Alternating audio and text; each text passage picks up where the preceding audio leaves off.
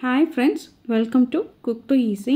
ఈరోజు మనం చూడబోతున్నది కొరియాండర్ కట్ట పొంగల్ అండి. ఇలా ధనియాల ఫ్లేవర్తో కట్ట పొంగల్ ప్రసాదం కింద ఎలా చేయాలనేది చూడబోతున్నాం. రండి ఎలా చేస్తామనేది చూస్తాం.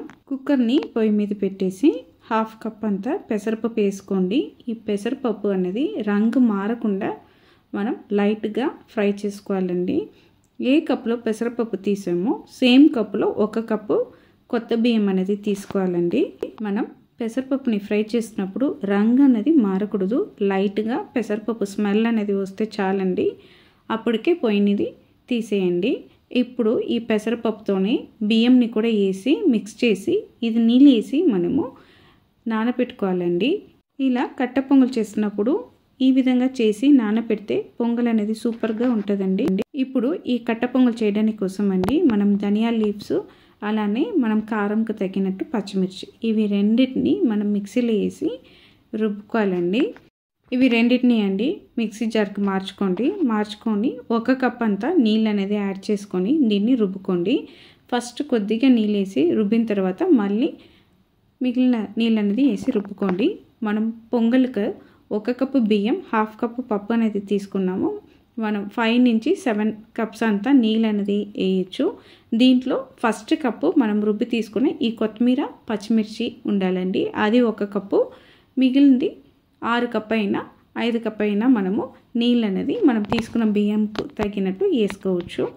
ఇలా వేసి మనం కుక్ చేయడం వల్ల మనకు ఈ కొత్తిమీర ఫ్లేవర్ అనేది ఈ కట్ట పొంగల్కు బాగా దిగి మనకు టేస్ట్ అనేది భలే ఉంటుందండి.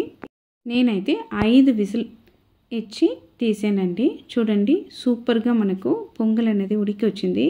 ఇప్పుడు వేడి మీదే మనం గట్టి పెట్టి లైట్గా మనం మిక్స్ చేసుకోవాలి. మీకు ఇంకా కొంచెం వాటర్గా కావాలంటే ఈ స్టేజ్లో 1 కప్ అంత వాటర్ కూడా వేసి పొయ్యి మీద 1 నిమిషం పెట్టి తీసుకున్నా సరిపోతుందండి.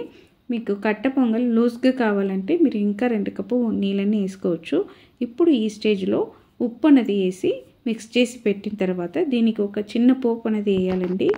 పొయ్యి మీద కడాయి పెట్టేసి కడాయిలో నెయ్యి అనేది 1.5 టేబుల్ స్పూన్ వేసుకోండి. దీంట్లో ఆవాలు, జీలకర్ర, అలానే మిరియాలు, ఇవి 3 వేసి ఫ్రై చేసుకోవాలండి. దీంతోపాటు మనం క్యాషూ నట్స్ కూడా వేసి ఫ్రై చేసుకోవాలి. ఇవి అన్నీ బాగా ఫ్రై అయిన తర్వాత అండి మనం కరివేపాకు వేయబోతున్నాము.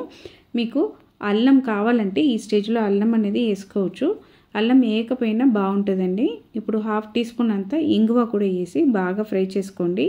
చేసుకున్నాక లాస్ట్గా కరివేపాకు వేసి ఒక్కసారి ఫ్రై చేసి ఆ పొంగల్ మీద వేసేయండి. పొంగల్కి వేసి బాగా కలిపేశారంటే సూపర్గా మనకు ఈ కట్ట పొంగల్ అనేది కొత్తిమీర ఫ్లేవర్తో బాగా రెడీ అయిపోతుందండి. మీకు నెయ్యి ఎక్కువ ఉండాలని అనుకున్నారంటే మీరు ఇంకా 2 టేబుల్ స్పూన్ నెయ్యి కూడా యాడ్ చేసుకోవచ్చండి. మనం ఈ విధంగా చేసిన ఈ కట్ట పొంగల్ని వేడి వేడి తింటున్నప్పుడు మనకు దీనికి సైడ్ డిష్ ఏమి అవసరం లేదండి. చాలా టేస్టీగా ఉంటుంది. ఉప్పు, కారం, అలానే కొత్తిమీర ఫ్లేవర్తో ఈ కట్ట పొంగల్ తినడానికి టేస్ట్ అయితే భలే ఉంటుంది. ఇంట్లో ఉన్న కొన్ని సామాన్తోని ఎంతో రుచికరమైన కట్ట పొంగల్ అనేది చేసేసామండి. మీరు కూడా ఒక్కసారి ఈ కొత్తిమీర ఫ్లేవర్తో ఉన్న కట్ట పొంగల్ని ట్రై చేసి చూడండి, టేస్ట్ చేసి చూడండి. మీరు ఖచ్చితంగా ఇష్టపడతారండి. మీకు ఈ కట్ట పొంగల్ రెసిపీ నచ్చిందంటే మన కుక్ టు ఈజీ ఛానల్ని లైక్ చేయండి, షేర్ చేయండి, కామెంట్ చేయండి. తప్పకుండా మన కుక్ టు ఈజీ ఛానల్ని సబ్స్క్రైబ్ చేయండి.